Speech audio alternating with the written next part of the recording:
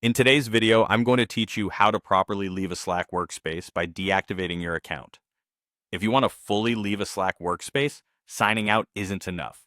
The correct way is to deactivate your account in that specific workspace. Deactivation removes your access and shows you as inactive, while your past messages and files remain for record keeping.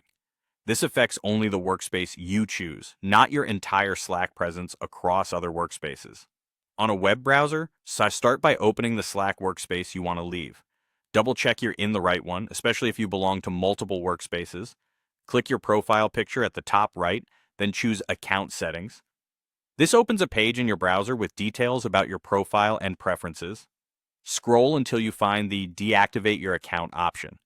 Before you continue, consider whether you need anything from that workspace like files or links, because deactivation cuts off your access immediately. When you're ready, click Deactivate, follow any prompts Slack shows, and confirm. You'll be signed out and your profile will show as deactivated in that workspace. On the mobile app, you can start the process, but you can't finish it there. In the Slack app, tap the workspace name at the top, open the three-dot menu, and select Sign Out. This ensures you're no longer active in the app. Then switch to a web browser on your phone or computer, open Slack for the same workspace, and follow the web steps I just covered. Profile picture, account settings, and deactivate your account. If your device opens an in-app browser, you may get a smoother experience by switching to your default browser. There's one important exception. You can't leave a default or mandatory workspace on your own. If your organization has set a workspace as default, you'll need to contact an admin or workspace owner and ask to be removed.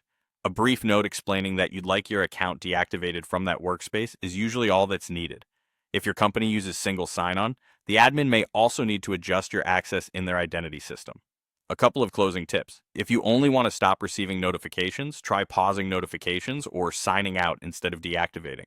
After deactivation, you can't sign back in unless you're reactivated or reinvited by an admin.